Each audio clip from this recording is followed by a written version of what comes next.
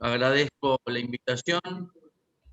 Ahí apareció un cartel. ¿Qué es esto? No, era que está grabándose. Grabando, que se está Bien. grabando.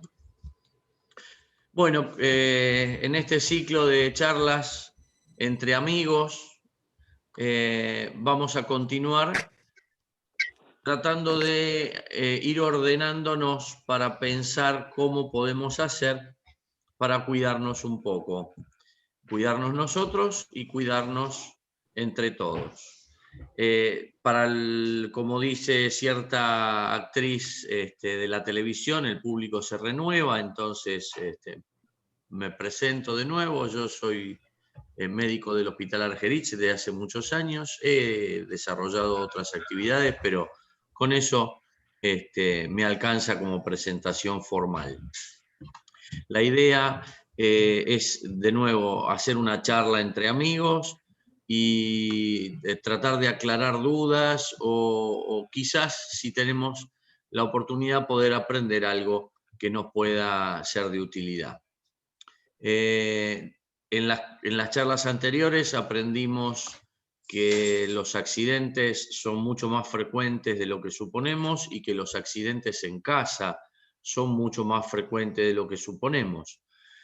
También hicimos un repaso de cómo podíamos hacer para cuidarnos, para prevenirlos, pero también pueden ocurrir. Entonces, la idea de estas dos charlas que siguen es tratar de aprender a hacer algo que pueda ser útil a la persona que se accidentó. Y más aún, aprender lo que no tenemos que hacer al asistir a alguien que se accidentó. Entonces, como dijimos, en el hogar es en donde más fácil se produce el accidente. Eso es algo que no está del todo bien. Sabemos que los accidentes más frecuentes son las caídas, las intoxicaciones y las quemaduras, pero también pueden ser accidentes por incendios, explosiones y electrocuciones, mucho más frecuente de lo que suponemos. Entonces, el viejo dicho, el que no previene, accidentes tiene. Entonces, hasta ahora estuvimos aprendiendo a prevenirlos. Pero algo positivo, todos los accidentes se pueden evitar adoptando una serie de medidas adecuadas.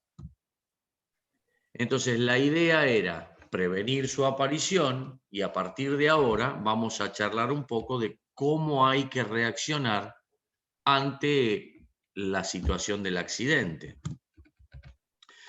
Los primeros auxilios significan dar la primera ayuda. Es el cuidado que se le ofrece a la persona que se accidentó, a la víctima, antes de que llegue el personal profesional. O sea, es la atención que le brinda alguien no profesional. Por eso, la idea de divulgar y de hacer aprender estos pequeños tips. Entendamos que lo que hacemos en los primeros 10 minutos va a condicionar cómo va a repercutir en la persona accidentada y en su recuperación. Entonces, los primeros auxilios tienen por objetivo conservar la vida, ayudar a la recuperación, asegurar el traslado y evitar complicaciones físicas y psicológicas. Lo primero para el socorrista, nosotros no somos profesionales. Entonces, lo primero es conservar la calma. Hacer el reconocimiento rápido de la situación, en dónde estamos parados, dónde fue el accidente y qué cosas ocurrieron. Evaluar los riesgos en la zona del accidente. Luego pedir ayuda. Y recién ahí empezar a pensar en la víctima.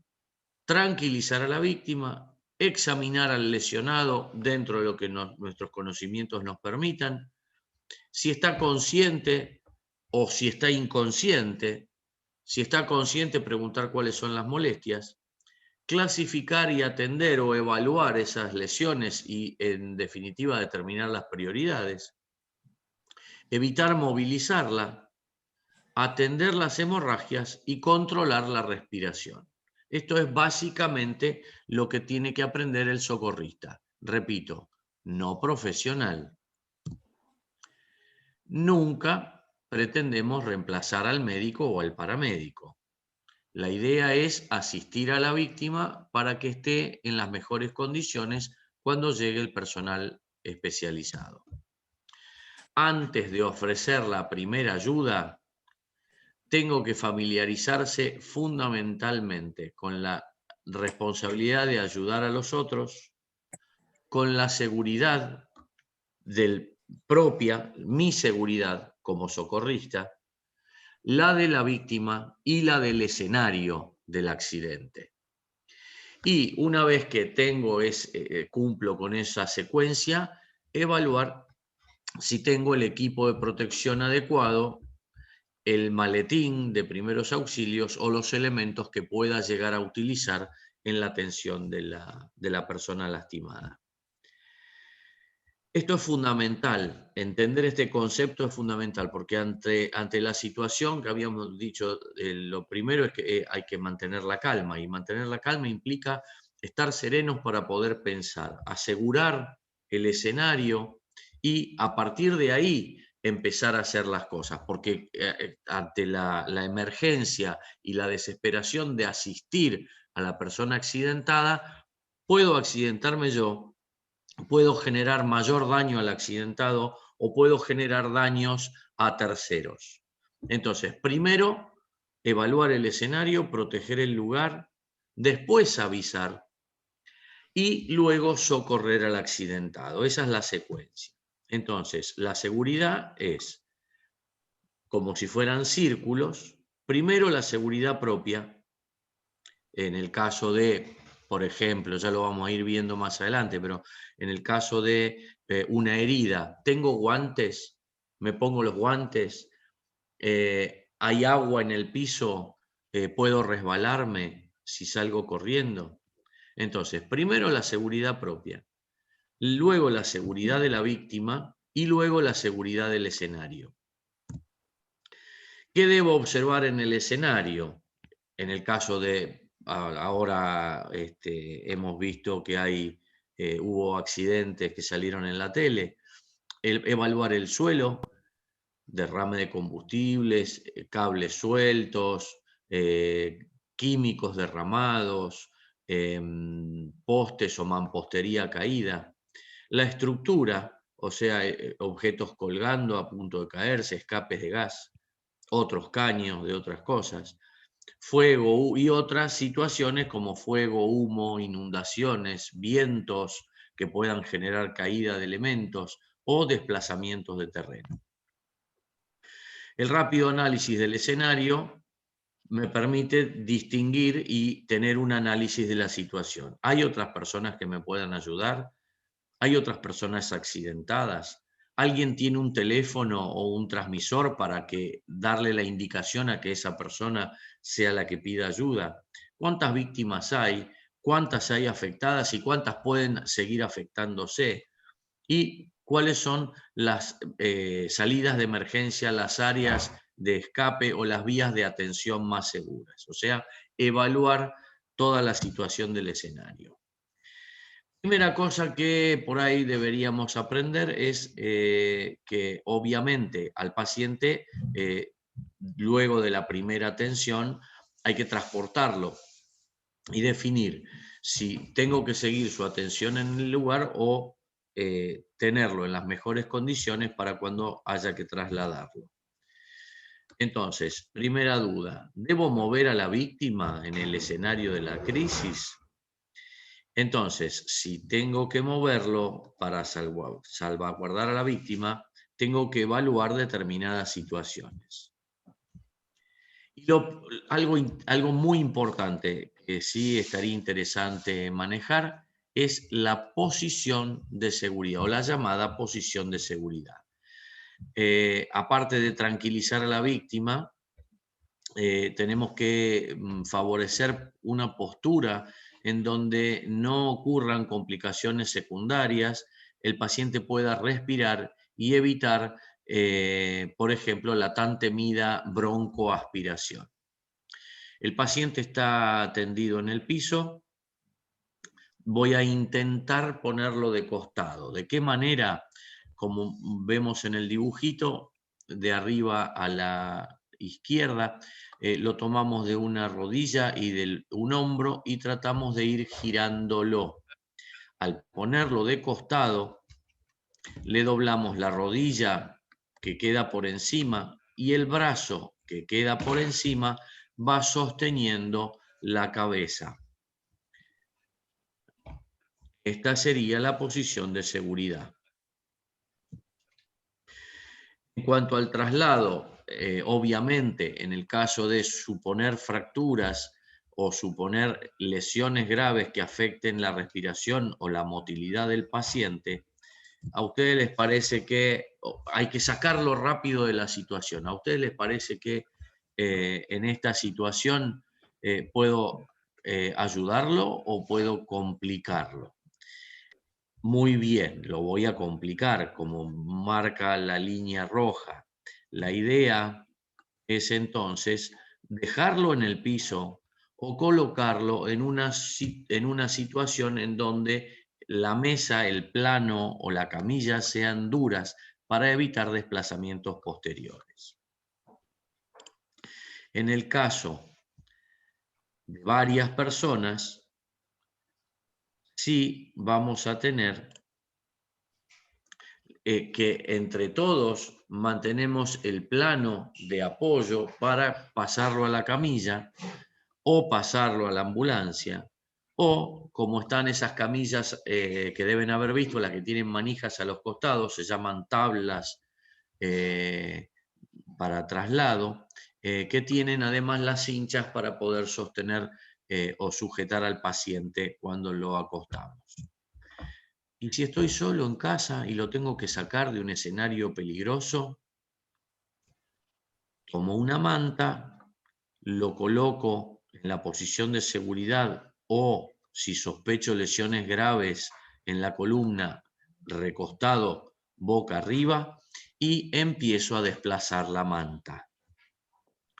Entonces, fundamental valorar la seguridad, la mía y de la víctima. Evaluar si el paciente o la víctima está consciente o inconsciente.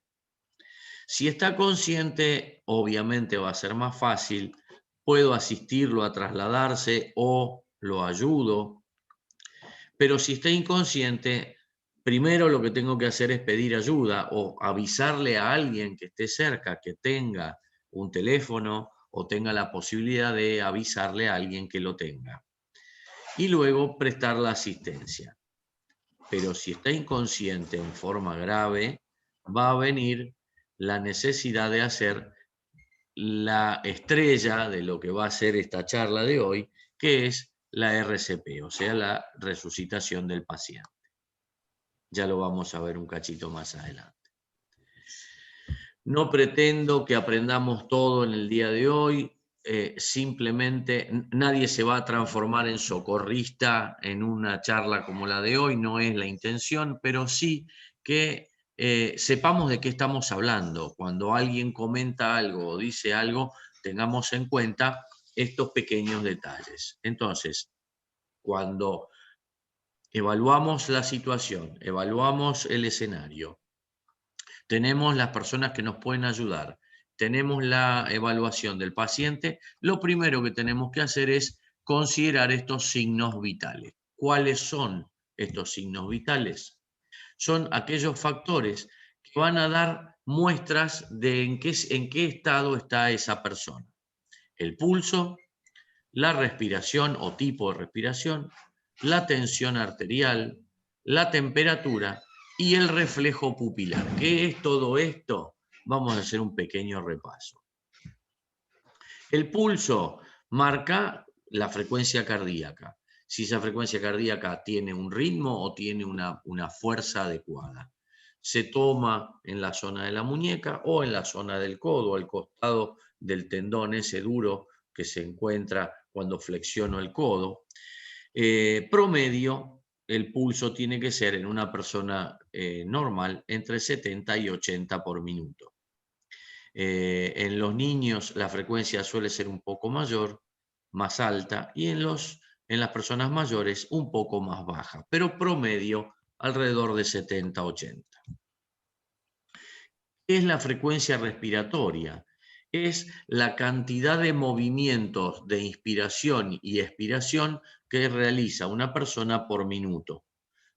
Es fácil, hay que contar cuántas veces eleva o mueve el pecho la persona en ese minuto.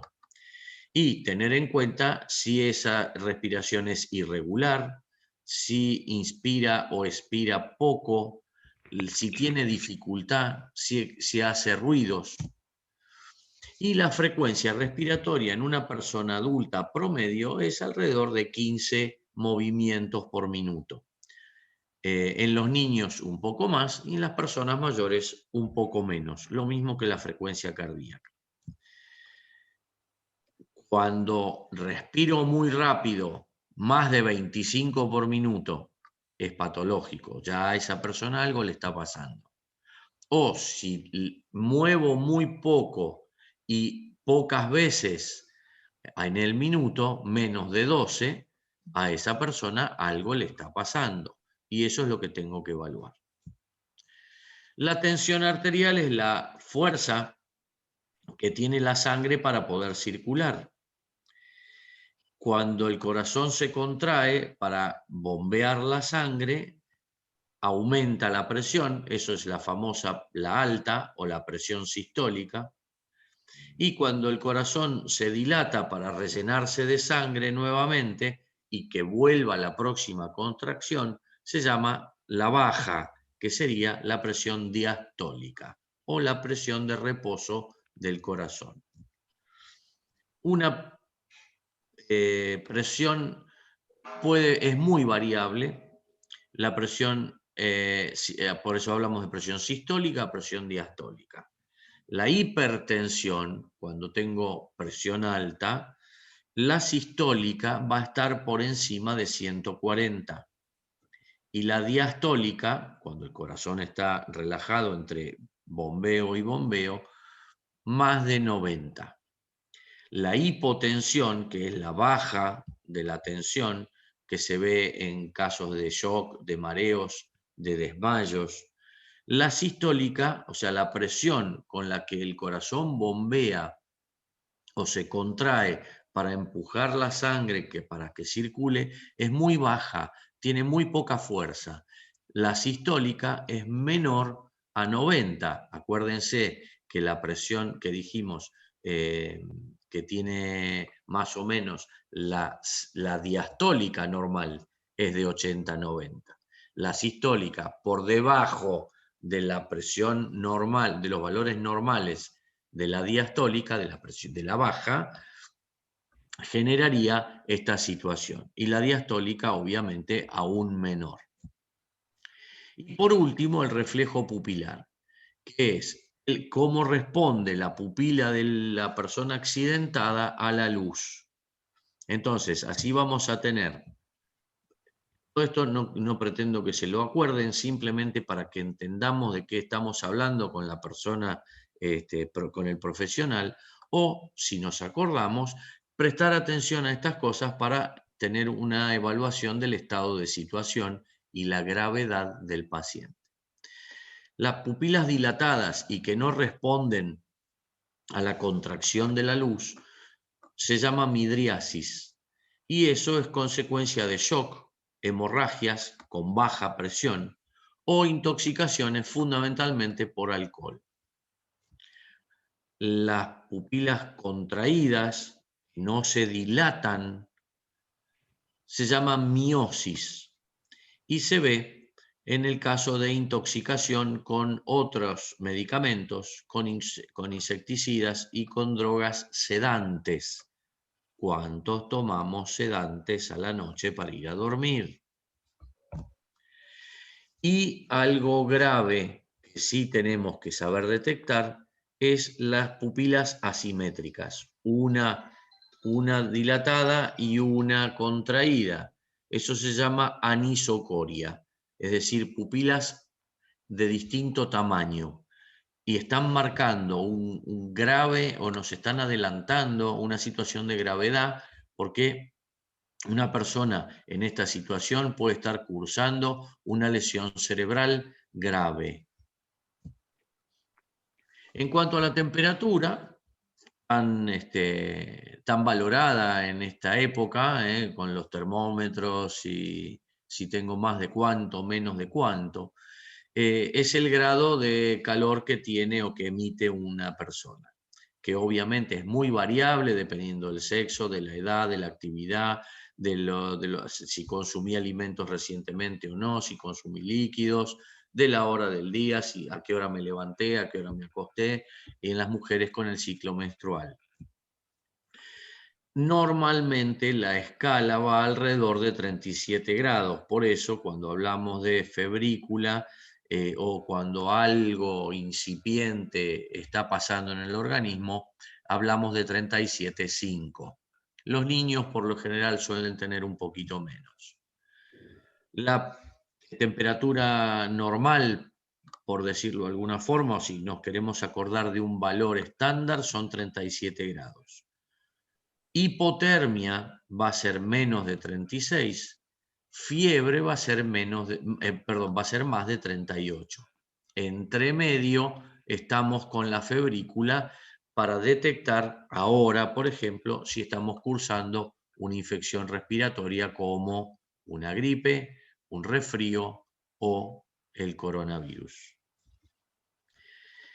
Las situaciones críticas que tengo que aprender a manejar o que tengo que entender para saber dónde estoy parado son traumas, situaciones de sangrado, problemas respiratorios y reacciones alérgicas que influyan en todos estos signos vitales, como hicimos el resumen recién.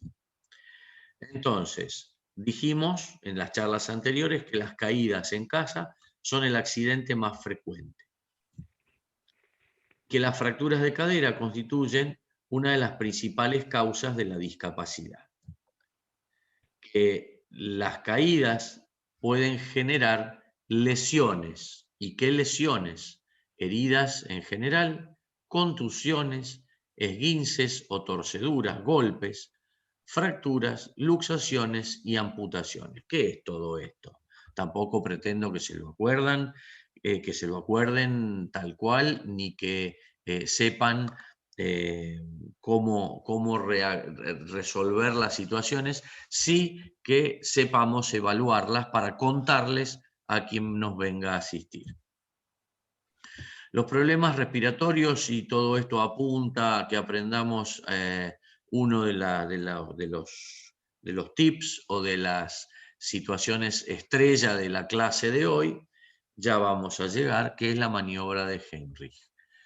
Los problemas respiratorios son mucho más frecuentes de lo que suponemos, pueden estar relacionados a un montón de situaciones que le ocurren a la persona accidentada y deberíamos aprender a controlarlos. Entonces, lo primero que tenemos que hacer con la persona accidentada es evaluar el estado de conciencia. Va a ser mucho más fácil si la víctima está consciente. Verifico que está respirando y pido ayuda mientras lo puedo asistir o acompañar a que le brinden la atención. Pero puede ser que la víctima esté inconsciente, entonces tengo que evaluar, como dijimos, si respira muy rápido o muy lento, si hace mucha fuerza para respirar, si hace ruidos raros cuando respira, si puede emitir sonidos o puede hablar. Ante una víctima inconsciente, lo primero que tengo que hacer es ofrecerle que tenga una vía aérea permeable, que pueda respirar, que no tenga obstrucciones. Y lo primero que tengo que revisarle es qué le pasa a la lengua, porque el principal objeto que obstruye la vía aérea es la lengua, sobre todo cuando un paciente está inconsciente. En un accidentado es lo primero que tengo que evaluar. Obviamente, tratar lo que decía al principio, ¿tengo guantes para hacer esto? ¿No tengo guantes? ¿Tengo el botiquín? Después tengo que observar el pecho, o sea, lo que les contaba recién, si el paciente mueve el pecho, si tiene inspiraciones y expiraciones, si tiene un ciclo normal, es decir, si tiene un ciclo parejo, o si mueve en forma asimétrica o asincrónica, respira, para, después una inspiración fuerte, ¿sí? Si es irregular. Y después sentir si el paciente puede eliminar el aire o si hace esas sibilancias o esos ronquidos cuando expele el aire. Si no respira, tengo que pedir ayuda y hasta tanto venga la ayuda, tengo que abrir la vía aérea, recostado en el piso y con la cabeza hacia atrás, para que toda la vía aérea sea lo más recta posible y no tenga obstrucciones. Lo ideal sería poder ofrecerle ventilación externa. Es bastante complejo, sobre todo si no lo sé hacer o si no me animo. A veces se recomienda, si lo puedo hacer o me animo a hacerlo, colocar un pañuelo entre medio de la boca de la persona y la boca del operador.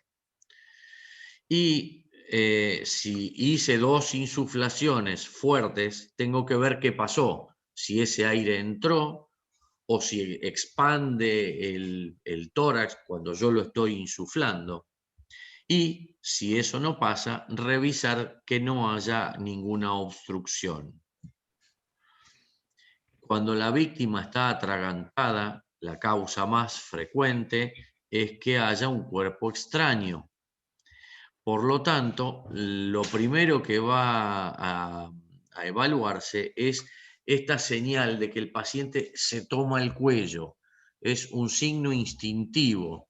Y si tengo un paciente que está relativamente consciente en esta situación, es muy probable que se haya aspirado algo. Es una emergencia y requiere atención inmediata. Puede, a lo largo de toda la vía aérea, puede haber obstrucciones a cualquier nivel, dependiendo del tamaño del objeto o de lo que se haya atragantado. Pero tengan en cuenta que el 9% de las muertes por accidente en el hogar en los niños es por haberse atragantado.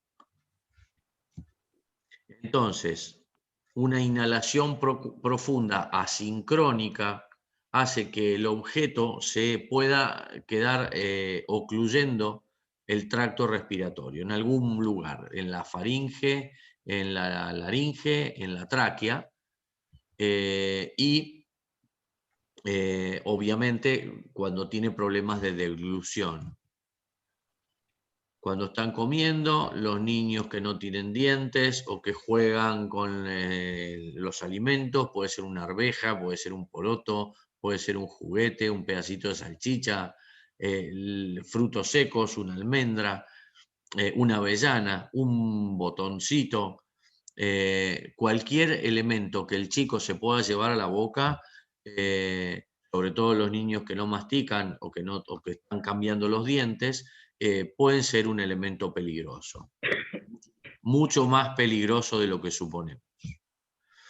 Y esa falta de coordinación entre la boca y la lengua al tener la deglución, que puede ocurrir en ancianos, es una de las causas más frecuentes de problemas respiratorios, son las causas más frecuentes. Piensen que esto puede ocurrir en cualquier momento. no ocurre solamente en las películas, sino que las situaciones son mucho más frecuentes de las que creemos. Está claro que el atragantamiento es un signo de gravedad y tenemos que evaluar si el paciente tose, si no puede hablar, si hace ruiditos o silbidos cuando quiere eliminar aire, si tiene dolor, si tiene voz ronca, si se pone a su lado porque tiene dificultad respiratoria, si la respiración es asincrónica o si ya está perdiendo la conciencia. Entonces, no dar las famosas palmaditas en la espalda si alguien se atragantó, porque es peor. Prohibido. Las palmaditas son un mito. Puedo empeorar la situación. Entonces, obviamente tengo que ofrecer la ayuda si me animo. Si contesta, acompañar hasta que se pueda resolver, a tratar de tranquilizar al paciente. Pero si no contesta verbalmente, y ahí viene, la maniobra de Heimlich. Todos deberíamos aprender la maniobra, lo mismo que el famoso RCP. ¿Qué es esta maniobra de Heimlich? Muy sencillo. Es generar presión negativa, compresión sobre el abdomen, para que con el diafragma aumentamos la presión positiva dentro de la vía respiratoria y expulsamos el elemento que generó el atragantamiento. Vamos a repasarla.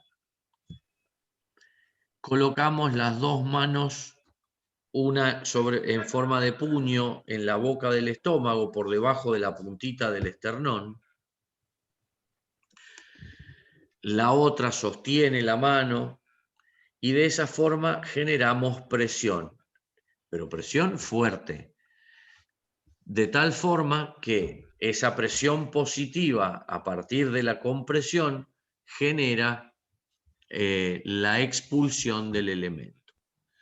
Si la persona no consigue estar de pie porque está inconsciente o la persona está agotada o yo no tengo la fuerza suficiente de tener al paciente parado, la maniobra se puede hacer con el paciente sentado en una silla o acostado, como muestra el dibujito. La idea es siempre la misma, generar presión brusca con las manos sobre la zona del abdomen para que pueda expulsarse el elemento de la vía aérea. Casos particulares son las embarazadas. Obviamente no hay una zona clara en donde hacer la compresión, no puedo hacer una compresión brusca sobre la panza porque puedo dañar al bebé. Entonces se palpa la panza del embarazo y el puño se pone inmediatamente por encima. Y en el caso de los niños, obviamente sí lo voy a poder hacer con el niño parado, pero no tengo que presionar con tanta fuerza como un adulto como para que el niño se levante del suelo. Situaciones particulares pueden ser la de los bebés. Fundamental, tengo que revisar primero que la lengua no esté generando incomodidad y solamente hurgar dentro de la boca del bebé, cuidado con esa desesperación de querer asistirlo sin saber lo que estoy haciendo, porque puedo generar más daño. Solamente intentar sacarle de la boca lo que se tragó, si lo puedo ver, no poner el dedo hasta el fondo de la garganta, porque puedo generar más lesiones y, lo que es peor, espasmos. Entonces, dos formas de la maniobra de Heimlich en el bebé. Coloco al bebé boca abajo, lo sostengo sobre mi antebrazo con la mano en el cuello, lo pongo hacia abajo y le doy golpes, no tan fuertes, pero firmes, en la espalda con el talón de la mano. La otra opción es colocarlo también boca abajo, pero apoyado sobre mis muslos, y a la altura del esternón hacer la compresión con los dedos, porque a veces esto puede ocurrir en bebés pequeñitos. Entonces, hacer una compresión con mis dedos sobre la zona del esternón genera esa presión positiva para expulsar el elemento que generó el problema. ¿Y si me pasó a mí y estoy solo? Si me atraganté yo y no hay nadie en casa,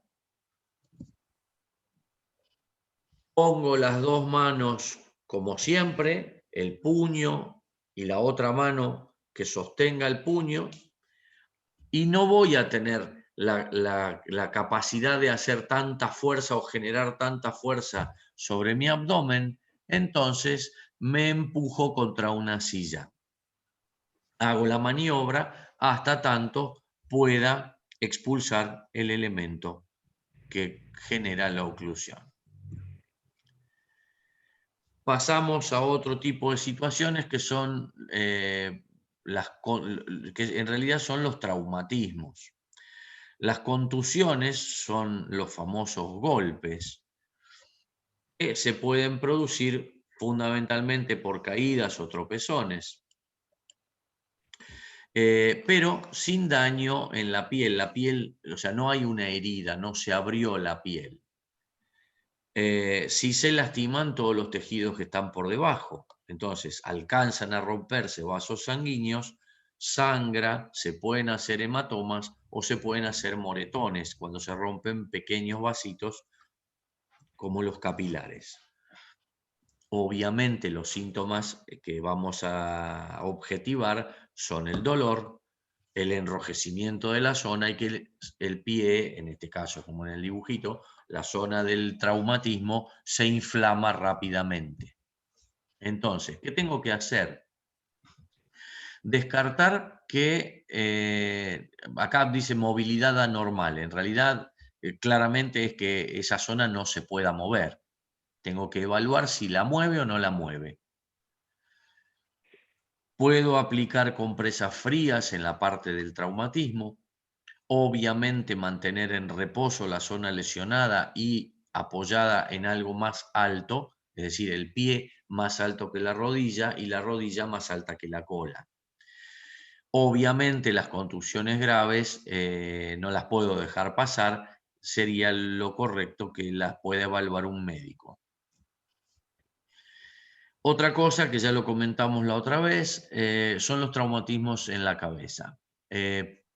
Si bien son situaciones desagradables y que dan mucho miedo, por lo general la mayoría de los golpes en la cabeza no son graves. No hay que dejarlos pasar, por supuesto, no tengo que dar por alto la consulta, pero no tengo que asustarme. Cuando las lesiones con alguno de los síntomas o alteraciones de los signos vitales, como dijimos, empiezan a llamarnos la atención, sí son graves y tengo que hacer la consulta lo antes posible. Si sufres un golpe en la cabeza y hay signos de alarma, como falta de respiración, hay un corte, tengo náuseas o vómitos, tengo la sensación de pérdida de conocimiento, si no recuerdo dónde estoy o no recuerdo qué me pasó, urgente tengo que ir en contacto a la emergencia. Mientras espero que me atiendan, no tengo que sacudirme o no generar movilizaciones en el paciente que se accidentó para evitar lesiones secundarias por posibles traumatismos a nivel cervical. El esguince es la famosa torcedura, un estiramiento violento de la articulación que supera los límites de lo que pueden aguantar los ligamentos y pueden generar, como en este caso, la torcedura del tobillo o la torcedura de la rodilla. Hay varios grados, pero lo característico es un dolor muy agudo y la inflamación con hematoma de muy rápida formación. obviamente lo que decíamos antes, el paciente no puede mover la articulación. Signos de alarma y de que me obligan a hacer la consulta. Se puede colocar frío local de inmediato, eso va a calmar el dolor, va a ir tratando de disminuir el espasmo muscular y la hinchazón. Evitar movimientos, o sea, tratar de dejar la zona en reposo. Como dijimos, la zona elevada, en el caso de que sea el brazo, sostenerlo con un cabestrillo o con un pañuelo o una venda elástica para evitar, al movilizarlo en forma exagerada, evitar lesiones secundarias. Entonces, el hielo, si lo voy a colocar, tiene que estar envuelto en un paño, nunca colocarlo directo, dejarlo 15 minutos como máximo, no todo el día puesto, porque ya lo explicamos en la charla anterior, el hielo después de los 10-15 minutos genera el efecto contrario, no hace vasoconstricción, sino que el mecanismo se agota, genera vasodilatación y aumenta el sangrado o el edema. Puedo colocar el hielo, puedo inmovilizar al paciente, pero siempre tengo que acudir a la consulta. Peor aún, ¿qué pasa si, aparte del golpe, tengo una herida, se abre la piel y sangra? Lo que dijimos siempre, lo primero que hay que hacer es no asustarse, no alarmarse y tomar las cosas con calma, porque si no podemos cometer más daño o podemos lastimarnos más. Una herida es una rotura de una piel, consecuencia de un traumatismo, a veces traumatismos por golpes, a veces por cortaduras. Y obviamente la gravedad va a depender de la profundidad y la extensión de la lesión, de que esté sucia o no, de que haya cuerpos extraños y que haya pasado un cierto tiempo de evolución en donde aparte de la herida y el sangrado tengo signos de infección. Todas estas cosas, cuando estoy en presencia de una herida, tengo que tener en cuenta. Porque todo esto, obviamente, a mayor extensión, a mayor profundidad, depende de la zona de la localización. En la axila no es lo mismo que en la pierna o en el muslo.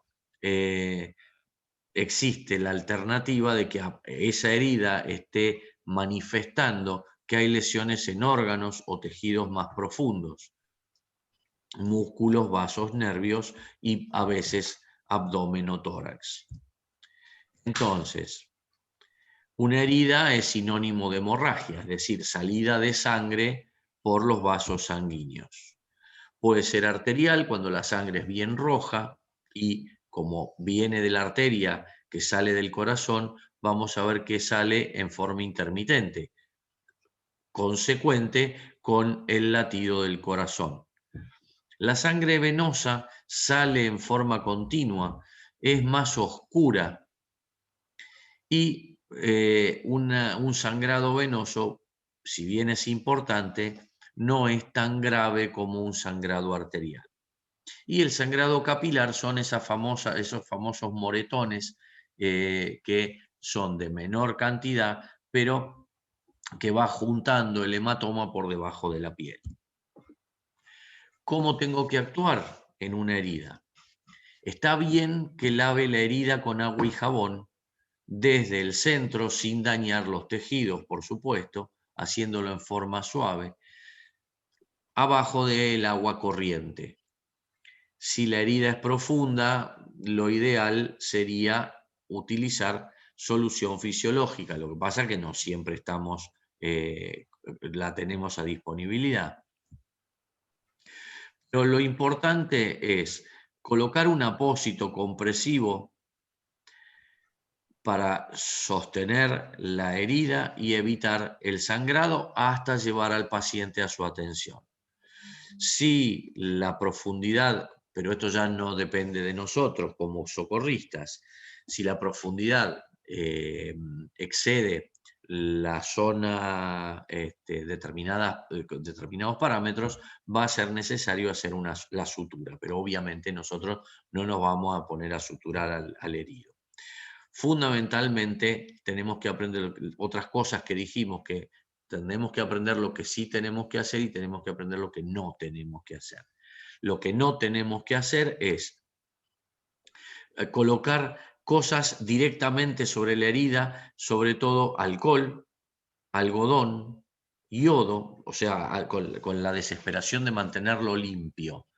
Ni polvos cicatrizantes, ni pomadas con antibióticos, ni, ¿sí? Lo que ante una herida y ante la menor duda, solamente lavarla. Si no puedo lavarlo, siquiera tratar de mantenerla lo más limpio posible, comprimirla con un apósito limpio y concurrir a la consulta. Con heridas más grandes, colocar la víctima en posición cómoda, como habíamos dicho, en posición de reposo, cubrir la herida con el apósito, no usar elementos a los que puedo manotear o que me alcanza alguien. Toma, ponele. Siempre tenemos que hacer las cosas pensando y con calma. Envolver la zona con una venda o con algo que pueda servir de venda, por ejemplo, ahora en invierno una bufanda, pero ojo, siempre sobre el apósito limpio, para generar presión sobre la zona. Si la hemorragia es continua y la sangre sangra y mancha y el sangrado es importante, hay dos cosas. Estoy haciendo por ahí una compresión insuficiente, entonces no tengo que sacar de nuevo todo lo que apliqué, sino colocar más apósitos, hacer que el apósito sea más grande, hacer un poco más de compresión, elevar la zona y volver a vendar. Pero fundamental no hacer torniquetes, excepto que haya peligro de vida inminente, porque los torniquetes pueden generar situaciones de mayor complicación. Obviamente, ante una herida una herida incoercible que no para de sangrar, tengo que llevar al paciente a la consulta urgente. Siempre, si tengo guantes, bárbaro, uso los guantes, pero no siempre en la zona del accidente o en casa tengo disponibilidad de manoplas o guantes. Entonces hay que lavarse las manos inmediatamente y evitar o tratar de lavarnos por más que hayamos estado en contacto con la sangre y con los fluidos del paciente lo más rápido posible. Lo que decíamos de los guantes, lo ideal sería tener siempre en el botiquín, pero a veces no están. Otra lesión, otra situación frecuente ante los traumatismos es la hemorragia nasal. Entonces, ante esta situación, a veces es muy desagradable porque el paciente se pone incómodo, no pierde la calma, empieza a respirar mal y puede aspirar la sangre con la gravedad de ocluir la vía aérea, puede broncoaspirarse. Entonces, lo fundamental es calmar al paciente, asistirlo y decirle que respire por la boca, sentarlo con la cabeza hacia adelante y presionar la nariz durante un rato. Si la hemorragia continúa, si tengo gasas, preferentemente no algodón, puedo generar un taponaje, es decir, meter la gasa por dentro de la nariz hasta que haga compresión sobre la fosa nasal para que no sangre. Colocarle hielo en la cara, en la zona de la nariz y las mejillas y llevarlo urgente a la consulta. En relación a las fracturas, obviamente, no quiero complicarlos con todo esto, pero entendamos que todas las lesiones que dijimos hasta ahora, podemos darle la asistencia inicial, pero hasta tanto un médico no haya diagnosticado o le haya puesto el nombre propio a la lesión, todas pueden ser pasibles de fracturas. Entonces, si hay o si sospecho que un hueso está roto, obviamente tengo que evitar movilizarlo. La rotura de un hueso por mecanismo directo o indirecto, con piel cerrada y favorecidas a veces en los ancianos por la osteoporosis. Estas situaciones también las tengo que empezar a tener en cuenta, pero fundamental. Después de la asistencia inicial en casa o en la zona del accidente, si sospecho que alguna lesión pueda haber condicionado una fractura, tengo que hacer la consulta urgente. La diferencia entre diferencias entre las gravedades. Una fractura puede estar cerrada o puede estar abierta. La fractura cerrada obviamente es cuando se rompió el hueso, pero la piel no. Está la piel cerrada y no hay sangrado asociado. Cuando el paciente puede referir, me quiero mover y siento que me cruje al intentar mover el brazo o la pierna. Tengo un dolor intenso, agudo y gran sensibilidad a la palpación. No me puedo tocar, me duele. No quiero moverme y no puedo. No, obviamente no me puedo parar o no me puedo apoyar. Y en la zona de la lesión se ve una gran deformación con hinchazón y hematoma. Fíjense que deformación, hinchazón y hematoma la venimos viendo desde que puede haber sido una contusión, un esguince, vamos a ver otro tipo de lesiones o una fractura cerrada. O sea, siempre va a haber deformación, hinchazón y hematoma. Por lo tanto, hacer la asistencia inicial y llevar al paciente a la consulta. Sospecho que hay una fractura, lo primero que tengo que hacer es controlar el pulso, evaluar los signos vitales, como dijimos al comienzo, impedir que el paciente se mueva por ahí por la ansiedad o el desborde de la situación, me duele, me muevo, sobre todo si por ahí hay pacientes alcoholizados que puedan presentar este tipo de traumatismos. Entonces tengo que tratar de calmar al paciente e impedir la movilización de los mismos. También dijimos que tenemos que aprender lo que no hay que hacer. Y lo que no hay que hacer es maniobras de reducción, maniobras que traten de acomodar la fractura, porque eso tiene altísimo riesgo de producir lesiones asociadas. Si se produjo la fractura y no se había roto ninguna arteria o vena y yo lo quiero mover, puede ser que se rompan después. Y lo que no hay que hacer tampoco es mover al paciente, a menos que entendamos que el paciente corre peligro su vida y hay grave peligro. Entonces, siempre ante la duda, consulta. No intentar manipular la fractura ni colocar el hueso en la que yo creo es la posición normal.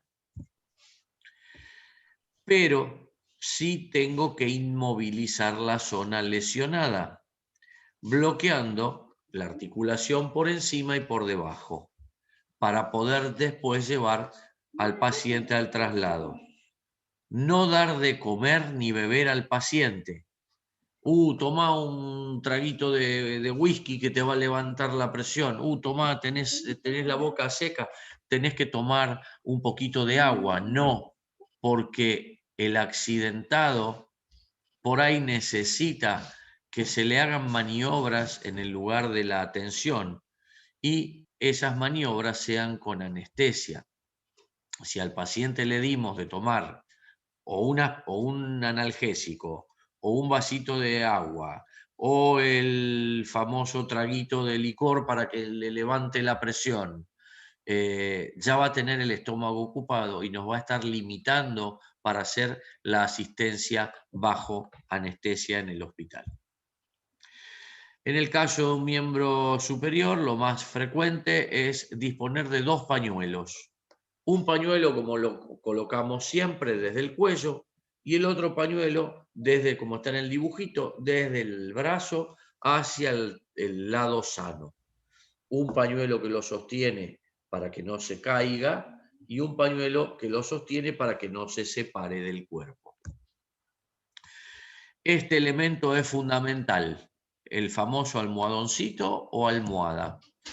Fundamental para el miembro inferior, las lesiones de pierna o de muslo o de pie pueden inmovilizarse con una o dos almohadas.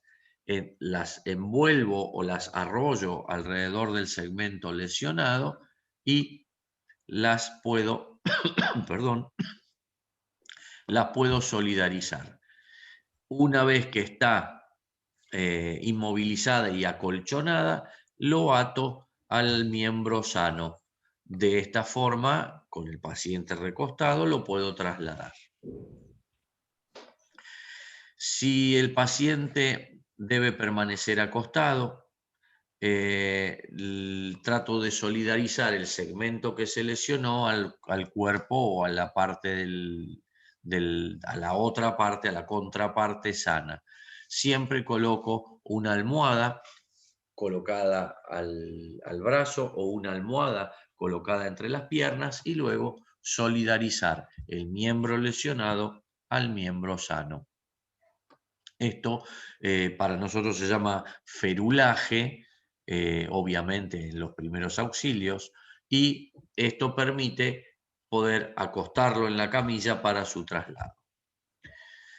Obviamente, si sospecho una lesión de columna, como dijimos, como vimos hace un rato cuando comenzamos, es imprescindible mover al paciente en bloque, por lo tanto necesito varias personas para que siempre el cuerpo esté en forma plana, no generar ondulaciones ni movimientos bruscos de lateralización porque voy a aumentar las lesiones o corro riesgo de aumentar la lesión.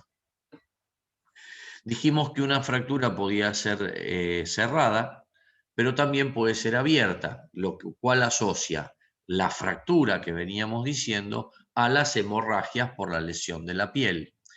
Y una fractura genera dolor y genera sangrado. En el caso de que sea una situación importante, ese sangrado y ese dolor pueden generar shock y desvanecimiento del paciente, situación que agrava aún más la lesión original. Entonces, ante una fractura expuesta, tengo que sacar las prendas que están arrolladas sobre la zona de la herida con la fractura. Como siempre en una herida, colocar los apósitos, controlar la hemorragia haciendo compresión suave, pero la diferencia con una herida sin fractura es que no debo lavar el hueso. Si no lo sé hacer, no debo lavar el hueso que está salido hacia afuera. Y lo más importante de todo es no intentar acomodar el hueso por más que sea una situación muy desagradable o muy impresionante o que me dé la sensación de que es gravísima. Sí, es grave, pero tengo que proceder como corresponde. Por lo tanto, no generar lesiones asociadas. Si yo intento acomodar el hueso, como dijimos, puedo generar lesiones secundarias, pero también estoy arrastrando la suciedad hacia el interior del cuerpo y estoy favoreciendo una gravísima infección. Ante la menor duda, como siempre, si hay herida, hacer el apósito, hacer la compresión, inmovilizar y solicitar asistencia urgente. ¿Qué aprendimos de lo que no tenemos que hacer? No tenemos que lavar y no tenemos que acomodar el hueso por más que esté afuera. Dejarlo como está. Las luxaciones, que son situaciones similares, son cuando una articulación pierde el contacto. La más frecuente es la del hombro, pero puede ser en los dedos, puede ser en el codo, puede ser en la rodilla, puede ser en la mandíbula por golpes o masticar mal. Lo importante es que distinguimos que una zona no tiene su forma normal. Tiene la movilidad disminuida, tiene mucho dolor y está hinchado. Entonces, como siempre, no colocar los huesos en su posición porque voy a empeorar la lesión. Fundamental lo de siempre, inmovilizar la articulación, aliviar el dolor y evitar movimientos, trasladar lo antes posible al paciente y lo que dijimos, que otra cosa no tenemos que hacer, no dar de beber ni comer, no darle el traguito de whisky, no darle un antiinflamatorio o un analgésico. ¿Por qué? Porque si tengo que hacer maniobras bajo anestesia, el paciente va a tener el estómago lleno y no las voy a poder hacer hasta pasadas 6 u 8 horas, hasta que se evacúa el estómago. Otra cosa que consulta mucho la gente, ¿qué hago? Por suerte, no es algo que ocurra frecuentemente, sí, obviamente en las lesiones graves, pero no es algo de lo que ocurre en los accidentes en casa, por suerte. Pero sí es una de las consultas más frecuentes. ¿Qué hago en el caso de que alguien se haya cortado para tener una amputación? Obviamente es una lesión gravísima, tengo que evaluar los signos vitales, como habíamos dicho antes, tengo que evaluar qué le pasa al paciente, cómo están las vías respiratorias, si el paciente está en shock, tratar de calmarlo, darle serenidad y seguridad a la persona, quedarse con la persona para que se sienta asistida. Fundamental colocar compresión para evitar la hemorragia, haciendo compresión directa o el famoso vendaje compresivo. Solamente el torniquete heroico de las películas se usa cuando hay potencialidad de muerte. Fundamental porque el torniquete mal manejado genera reacciones reflejas secundarias en el paciente y puede afectar tanto el corazón como la respiración, como puede haber insuficiencia renal y falla hepática. Entonces, un torniquete mal manejado genera más lesión de la que podríamos evitar. Sí es fundamental hacer la compresión, como venimos repitiendo desde el principio. Entonces, retirar cualquier material sucio que pueda estar contaminando la herida, enjuagar si tengo agua limpia o si tengo solución fisiológica. El lavado con el agua se llama lavado por arrastre. El agua saca todas las partículas de material que pueda ensuciar o contaminar la herida. Tomar las medidas para prevenir el shock, obviamente es una situación muy traumática para el paciente, entonces coloco a la persona en posición horizontal de reposo, le levanto los pies, la mantengo caliente y la pregunta clave, ¿qué hago con el segmento amputado? La tengo que tratar de conservar de la mejor manera para entregársela al equipo especializado. ¿Cómo hago esta asistencia? Envuelvo la parte amputada en un trozo de tela limpio y húmedo. Si tengo obviamente lo ideal, gasas estériles. Por eso, después vamos a armar el botiquín, a ver qué cosas deberíamos tener. Creo que eso va para la charla próxima. Entonces, gasas estériles sí deberíamos tener a mano, como algo que dijimos hace un rato, un par de guantes estériles o aunque sea las manoplas que compramos en la farmacia. Entonces, envolver en una gasa húmeda en fisiológico o una tela limpia si no tenemos, colocarlo en una bolsa plástica que tenemos que sellar y recién después de esos pasos, de ese procedimiento, recién ahí colocarla en agua helada. ¿Qué cosas no tenemos que hacer? No colocar la parte directamente en el agua sin usar la bolsa. No colocarla directamente en hielo. Y no usar hielo seco porque la congela. Si no hay disponibilidad de agua fría, al menos la tengo que mantener limpia y alejada del calor.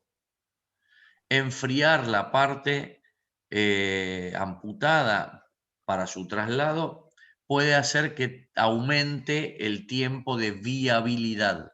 ¿Cuánto tiempo? Más o menos 12 a 18 horas.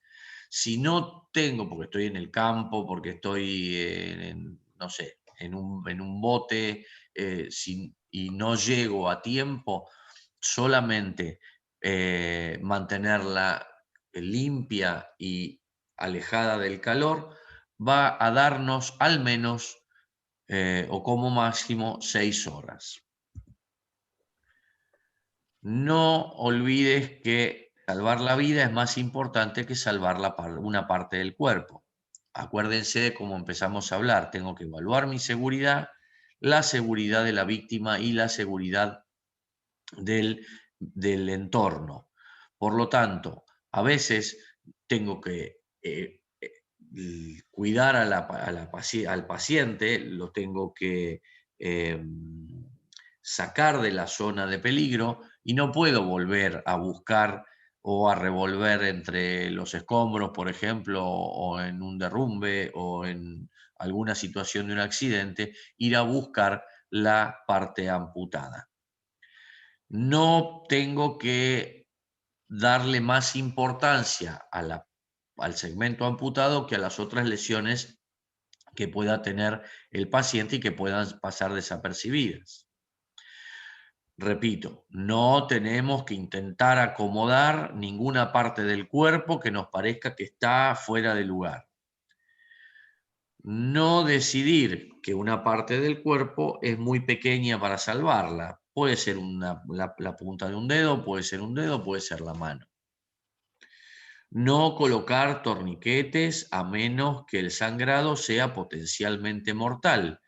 Como dijimos, un sangrado arterial que es en pulsaciones, una sangre muy roja, brillante, es diferente a un sangrado que es venoso, que tiene menos presión, que es un sangrado constante, que es una sangre oscura y que puedo fácilmente, o que más fácilmente, coaptar haciendo compresión. Y no crees, aunque parezca mentira, me contó la vecina, me dijo, no crees falsas esperanzas de reimplante, porque eso genera, en la situación misma, hasta que se resuelva, eso genera mayor ansiedad y mayor incomodidad en el paciente. Ahora sí vamos a la estrella de la clase, o mejor dicho, me corrijo, de la charla. Esto no es una clase, es una charla entre amigos.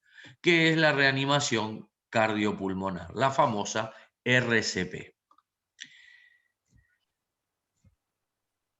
El 70% de los casos de muerte súbita se producen fuera del hospital y sin un médico cerca. Si las personas que están cerca saben hacer RCP, se puede aumentar entre 2 a 3 veces la probabilidad de sobrevida del lesionado. Fíjense qué importante es este concepto. El 70% de los casos de muerte que requieren RCP o resucitación cardiopulmonar ocurren fuera del hospital y sin alguien que la sepa hacer. Nos entienden a dónde voy, ¿no? Y que si alguien durante esos primeros 10 minutos que dijimos, que son los minutos de oro, sabe hacer RCP, puedo aumentarle hasta 3 veces la posibilidad de sobrevida a la persona accidentada. Tan simple y tan importante como eso. Son los primeros 4 minutos. Esos primeros 4 minutos los vamos a evaluar de la siguiente manera. Una vez que hice la evaluación de la situación, la seguridad mía, la seguridad del paciente, la seguridad del entorno, lo primero que tengo que hacer es llamar a emergencias. no ponerme a dar órdenes o hacer cualquier cosa que se me ocurra así porque sí, porque lo vi o porque me lo dijeron. Tengo que buscar a alguien que esté cerca mío. Si estoy solo, tratar de buscar la forma, pero primero tengo que llamar a emergencias. Segundo, posicionar a la víctima boca arriba. Tercero, lo que dijimos antes de la respiración, chequear si está respirando, elevarle el mentón, poner como si fuese toda la vía aérea recta, escuchar a ver si respira. Trato de acercarme hacia la víctima y ver si tiene esas sibilancias, todo lo que fuimos charlando hace un ratito. Acá hay como un paso. Si tengo la suerte de que respire, paso al punto número 5. Si no respira, paso número 4, le intento hacer la respiración boca a boca, extender bien el mentón hacia atrás, siempre con el paciente en el piso duro. Si está en una cama, hay que ponerlo en el piso. Tratar de retirar o cotejar que no se esté obstruyendo la vía aérea con la lengua. Tratar de sellar la boca, por eso hay quienes aconsejan hacer esta maniobra con un pañuelo. Tratar de cerrar la nariz y soplar durante 2 segundos, un soplido firme e intenso. Después de esos 2 segundos, dejar salir el aire y volver a repetir la maniobra. Paso número 5, le tomo el pulso. Si no respira y no tiene pulso, entonces sí, la clave, 2 por 15. ¿Qué es 2 por 15? 2 sopladas o 2 soplos, como dijimos antes, sellando la nariz, sellando la boca, se puede poner un pañuelo entre medio, soplar firme, parar 2 segundos, soplar firme 2 segundos y parar. Y luego 15 compresiones, ejercer la presión sobre la boca del esternón y realizarlo por series. 4 series de 2 por 15, o sea, 1 minuto. Vuelvo a controlar si recupera pulso. Paso 6. Si no tiene pulso, otra vez buscar el eje del esternón, colocar el talón de la mano sobre el tórax, 2 dedos por encima, apoyar la otra mano y volver a hacer el masaje cardíaco. Paso 7. Repetir otro minuto y así hasta tanto pueda tener alguien que me pueda asistir, que llegue la emergencia o después de, a veces uno está solo hasta el agotamiento. Lamentable, pero a veces pasa. Si la víctima reacciona, ¿se acuerdan la posición de recuperación? Ponerlo de costado con el brazo que está por encima sobre la cara y con la pierna doblada por encima. Pero todo esto suele ser muy complejo. Entonces, ahora vamos a ver un videíto que nos va por ahí a facilitar la situación. Hacemos un resumen. Le colocamos la cabeza con el mentón en extensión, siempre sobre un plano duro. El piso, el colchón de la cama no sirve. Evalúo los signos vitales de los que hablamos al principio. Respiro, veo qué le pasa a la vía aérea, si está ocluida.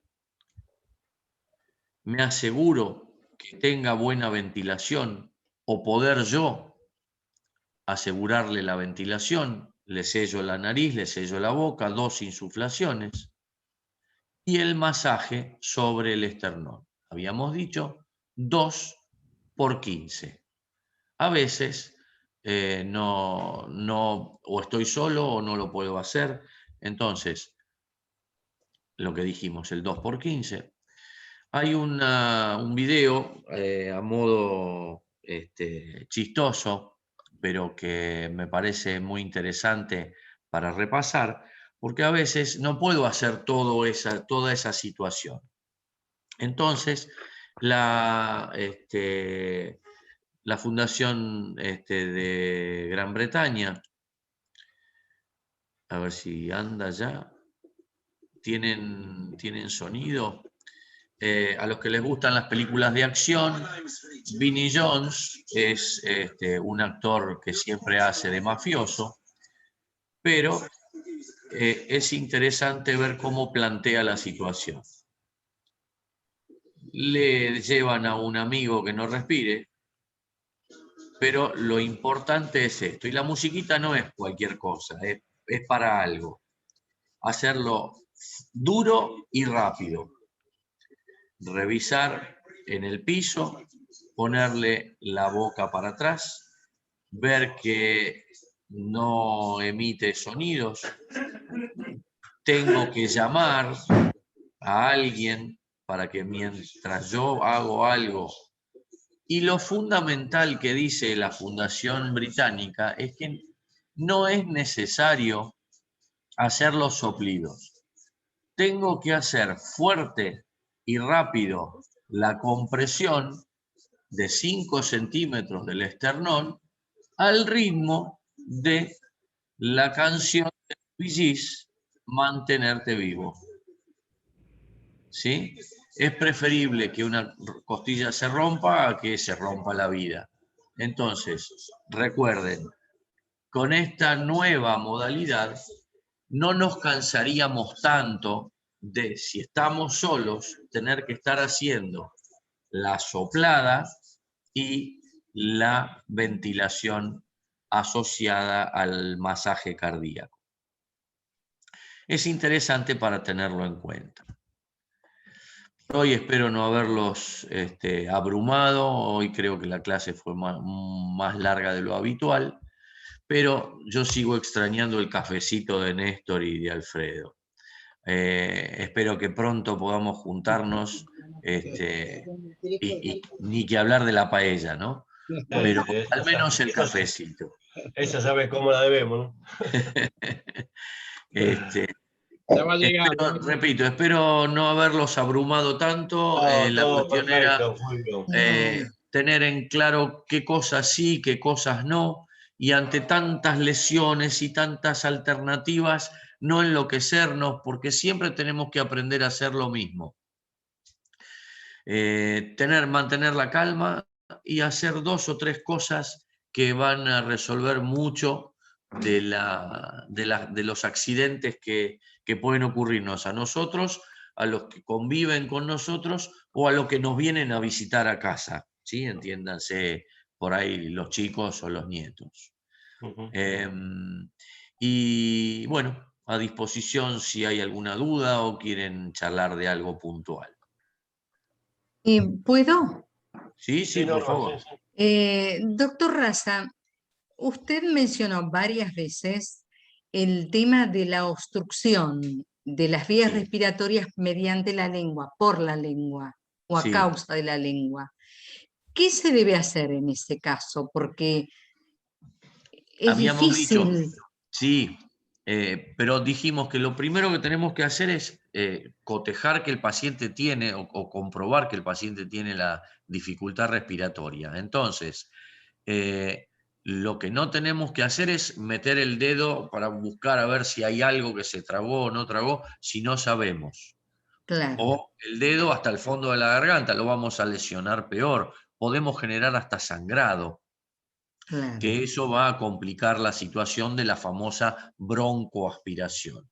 Entonces, puntualmente lo que vos me preguntás, volvemos a lo mismo, o con el guante, o si la situación lo merece, sin el guante.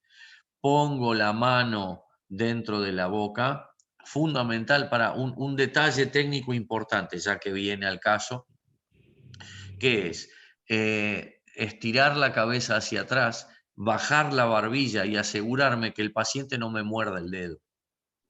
Ah, Sostener la barbilla para abajo, con la cabeza para atrás, y ahí sí, con el dedo, como engancharla, como hacer un gancho con el dedo y fijarme si la lengua no está dada vuelta, porque por bien, lo general estos pacientes, o por una situación de inconsciencia, por un accidente, o en ancianos que tienen dificultades de deglución, la lengua se da vuelta para atrás.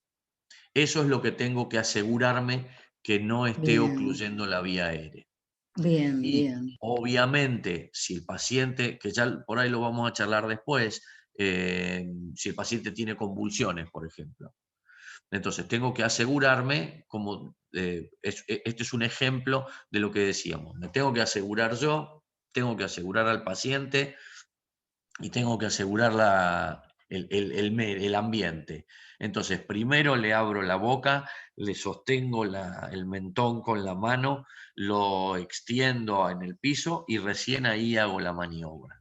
Bien, No bien, sé bien, si pude gracias. responder la Sí, duda. perfectamente, Bien. perfectamente. Y bueno, aprovecho, como dijimos, para repasar lo que dijimos hace un rato. Si sospecho que el paciente se tragó algo o hay algún objeto que puede ser la causa de la asfixia, no intentar ir a buscarlo con el dedo, ¿sí? El Bien, dedo va hasta donde lo que yo estoy viendo, ¿tá? No bien, hurgar en el fondo de la garganta. Y ahí una de las vedettes de la charla, que es la maniobra de Heimlich. bien, perfecto. Bien. Espero haber Gracias. respondido la duda. Sí, sí, sí, a mí Bien, perfecto. Perfecto. me colmó la explicación. Bien, bien. ¿Alguna consulta más que le quiera hacer al doctor? No, por ahora. Bueno, Ha sido claro todo, doctor. bueno, me alegro, pero les pido por favor no me llamen doctor. Dijimos que esto Vale. no era una conferencia formal, sino que es una charla. Así que me digan Fulvio me sobra. Gracias, Bueno, Fulvio. Bueno, gracias. muy Muchas bien. gracias a Bueno, todos por haber nos venido. Gracias por juntamos su entonces calidez. el próximo martes. Gracias a Nos todos. vemos el Gracias, próximo Fulvio. martes. Muy bien. Bueno, que Chao tengan a buena